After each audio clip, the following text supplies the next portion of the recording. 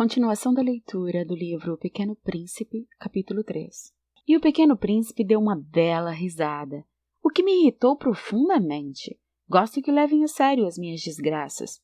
Em seguida, acrescentou: Então, tu também vens do céu? De que planeta tu és? Vislumbrei um clarão no mistério da sua presença e perguntei bruscamente: Tu vens então de outro planeta? Mas ele não respondeu. Balançava lentamente a cabeça enquanto olhava o meu avião. É verdade que, nisso aí, não podes ter vindo de muito longe. Mergulhou num pensamento que durou muito tempo. Depois, tirando do bolso meu carneiro, ficou contemplando o seu tesouro. Podem imaginar como fiquei intrigado com aquelas meias confidências sobre os outros planetas. Esforcei-me então para saber um pouco mais. De onde vens, meu garoto? Onde é tua casa? Para onde queres levar o meu carneiro? Ficou pensando em silêncio e depois respondeu: O bom é que a caixa que me deste poderá, à noite, servir de casa para ele.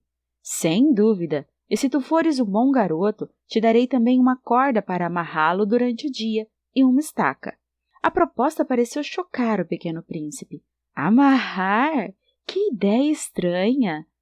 Mas se tu não o amarras, ele vai embora e se perde. E meu amigo deu uma nova risada.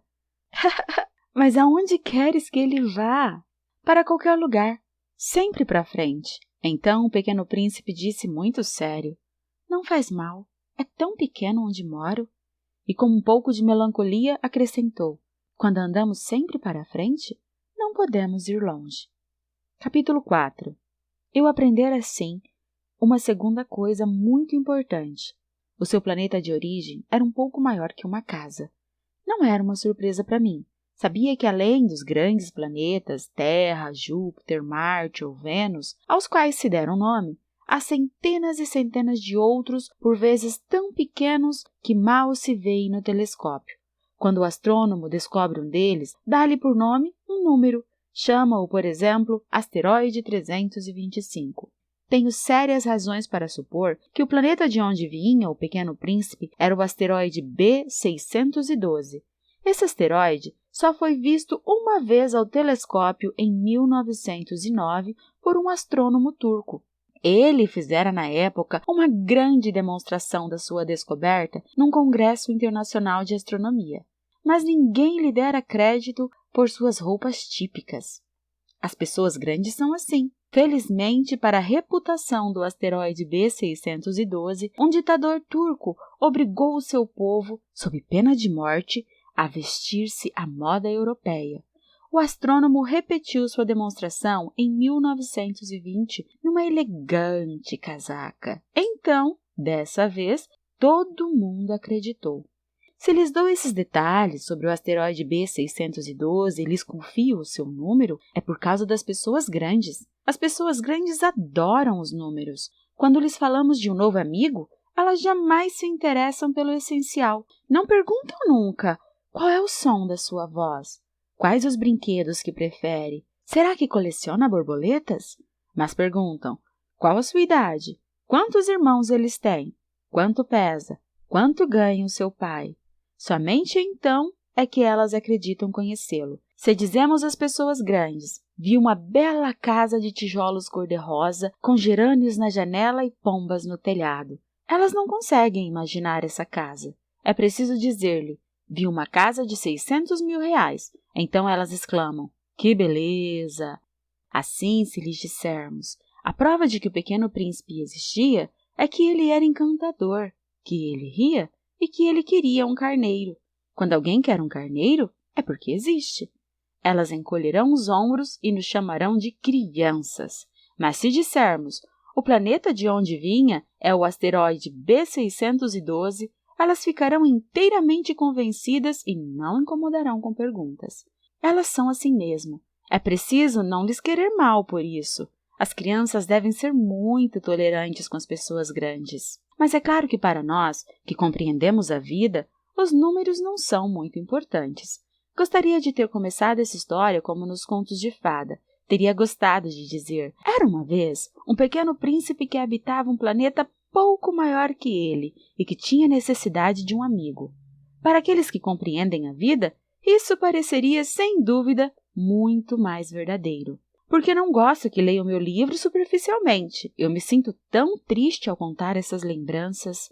Já faz 6 anos que meu amigo se foi com seu carneirinho. Se tento descrevê-lo aqui, é justamente porque não quero esquecê-lo. É triste esquecer um amigo. Nem todo mundo tem um amigo. Eu corro o risco de ficar como as pessoas grandes, que só se interessam por números. Foi por isso que comprei uma caixa de tintas e alguns lápis. É difícil voltar a desenhar na minha idade, quando não se faz outra tentativa além de jiboias fechadas e abertas aos 6 anos de idade. Experimentarei, é claro, fazer os retratos mais parecidos que puder, mas não tenho muita esperança de conseguir. Um desenho parece passável, outro já é inteiramente diferente. Engano-me também no tamanho. Ora, o Pequeno Príncipe está muito grande, ora, pequeno demais. Hesito também quanto à cor de seu traje. Vou arriscando, então, aqui, ali. Provavelmente esquecerei detalhes importantes, mas sei que ele vai me perdoar. Meu amigo nunca dava explicações. Julgava-me, talvez, semelhante a ele, mas infelizmente, não sei ver carneiro dentro de caixa. Sou um pouco como as pessoas grandes. Acho que envelheci. Capítulo 5. Todos os dias, eu aprendia mais alguma coisa sobre o seu planeta, sua partida, sua viagem. Mas essas informações foram colhidas devagar, ao acaso das reflexões. Foi assim que vim a conhecer, no 3º dia, o drama dos baobás. Dessa vez, ainda foi graças ao carneiro, pois, bruscamente, o Pequeno Príncipe me perguntou como se tivesse uma grande dúvida. É verdade que os carneiros comem arbustos? Sim, é verdade. Ah, que bom! Não compreendi logo porque era tão importante que os carneiros comessem arbustos, mas o Pequeno Príncipe acrescentou: naturalmente, eles comem também os baobás. Expliquei ao Pequeno Príncipe que os baobás não são arbustos, mas árvores grandes como igrejas, e que mesmo que ele levasse consigo toda uma manada de elefantes, eles não chegariam a comer um único baobá. A ideia de uma manada de elefantes fez o Pequeno Príncipe rir. Seria preciso colocar um em cima do outro. Mas, sabiamente, ele fez uma observação. Os baobás, antes de crescerem, são pequenos. Isso é certo. Mas por que tu desejas que os carneiros comam os baobás pequenos? Bem, vejamos. Respondeu-me como se fosse algo evidente. Eu tive de fazer um grande esforço de inteligência para resolver sozinho esse problema. De fato, no planeta do Pequeno Príncipe havia, como em todos os outros planetas, ervas boas e ervas más. Consequentemente, sementes boas de ervas boas, sementes más de ervas más. Mas as sementes são invisíveis. Elas dormem no segredo da terra até que uma cisme de despertar. Então ela se espreguiça e lança timidamente para o sol um inofensivo galinho. Se for de roseira ou rabanete, podemos deixar que cresça à vontade. Mas quando se trata de uma planta ruim, é preciso arrancar imediatamente. Ora, havia sementes terríveis no planeta do Pequeno Príncipe, as sementes de baobá. O solo do planeta estava infestado, e um baobá, se demorarmos a descobri-lo, nunca mais nos livramos dele. Ele invade todo o planeta. Ele perfura-o com suas raízes, e se o planeta é pequeno e os baobás numerosos, o planeta acaba rachando. É uma questão de disciplina, me disse mais tarde o Pequeno Príncipe. Quando a gente termina a toilette da manhã, começa a fazer com cuidado a toilette do planeta. É preciso que nos habituemos a arrancar regularmente os baobás, logo que se diferenciem das roseiras, com as quais muitos se parecem quando pequenos. É um trabalho sem graça, mas de fácil execução. Um dia aconselhou-me a realizar um belo desenho desse problema para ele entrar na cabeça das crianças do meu planeta. Se algum dia tiverem de viajar, explicou-me, poderá ser útil para eles. Às vezes, não há inconveniente em deixar um trabalho para mais tarde, mas quando se trata de baobá, é sempre uma catástrofe. Conheci um planeta habitado por um preguiçoso. Ele havia deixado crescerem 3 arbustos. E, de acordo com as orientações do Pequeno Príncipe, desenhei o tal planeta. Não gosto de adotar o tom de moralista, mas o perigo dos baobás é tão pouco conhecido e tão grandes os riscos para aqueles que um dia se perdessem num asteroide que, ao menos uma vez, abro exceção à minha reserva e digo: crianças, cuidado com os baobás. Foi para divertir meus amigos de um perigo que há tanto tempo os ameaça e de que nunca suspeitamos que tanto caprichei naquele desenho. A lição que eu dava valia a pena. Perguntarão, talvez, por que não há nesse livro outros desenhos tão grandiosos como o desenho dos baobás?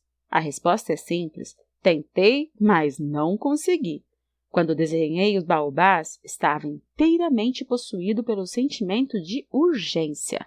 Capítulo 6. Ah, Pequeno Príncipe, assim eu comecei a compreender, pouco a pouco, a tua pequena vida melancólica. Durante muito tempo, não tiveste outra distração que a doçura do pôr do sol. Aprendi esse novo detalhe quando me disseste, na manhã do 4º dia, gosto muito de pôr do sol. Vamos ver um? Mas é preciso esperar. Esperar o quê? Esperar que o sol se ponha. Tu tiveste um ar de surpresa e logo depois riste de ti mesmo. Disseste-me: eu imagino sempre estar em casa. De fato, quando é meio-dia nos Estados Unidos, o sol, todo mundo sabe, está se pondo na França. Bastaria poder ir à França num minuto para assistir o pôr do sol.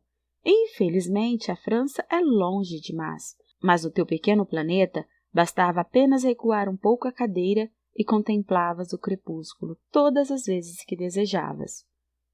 Um dia eu vi o sol se pôr 44 vezes.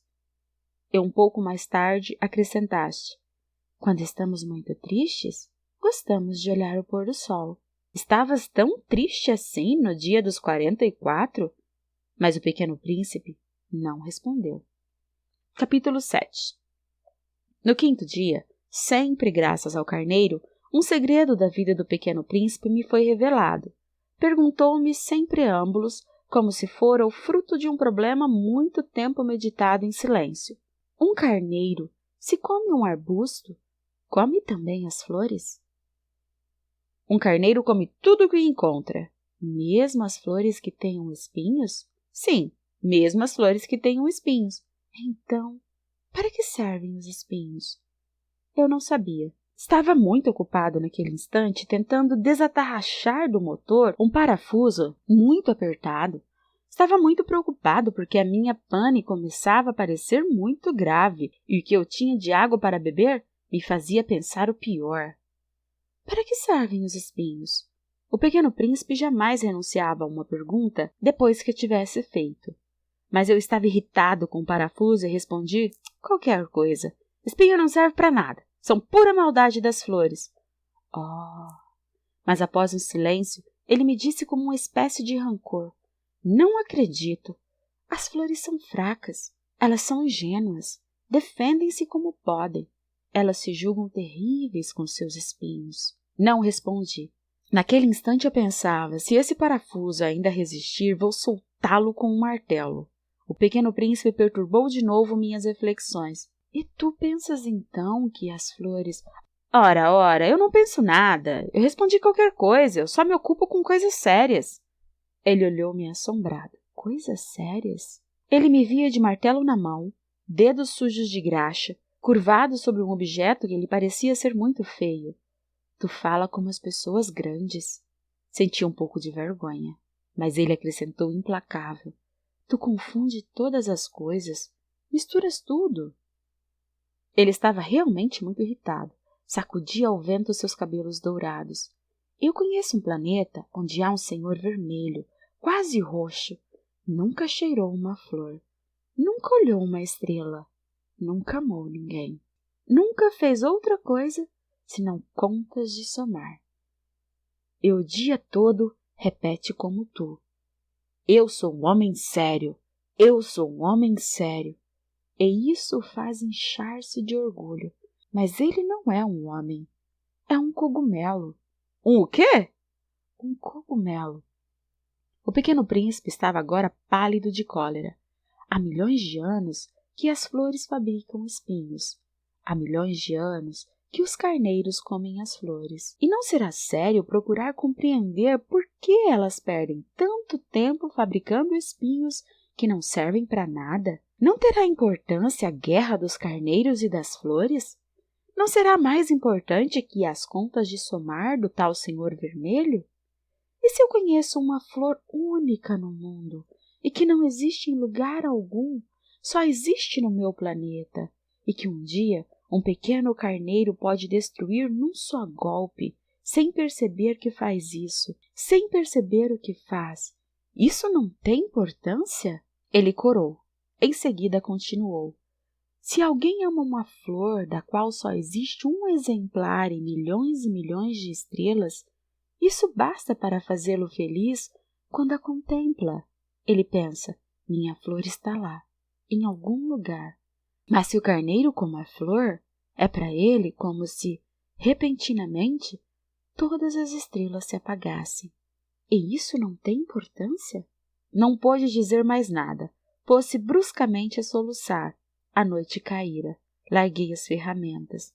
Eu não me importava com o meu martelo, com o meu parafuso, com a sede e com a morte. Havia uma estrela, um planeta, meu planeta, a Terra, um pequeno príncipe a consolar.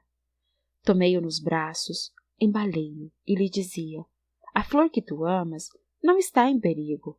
Vou desenhar uma pequena mordaça para o carneiro, uma armadura para a flor. Eu não sabia o que dizer. Sentia-me desajeitado. Não sabia como acalmá-lo, como me aproximar dele. É tão misterioso o país das lágrimas.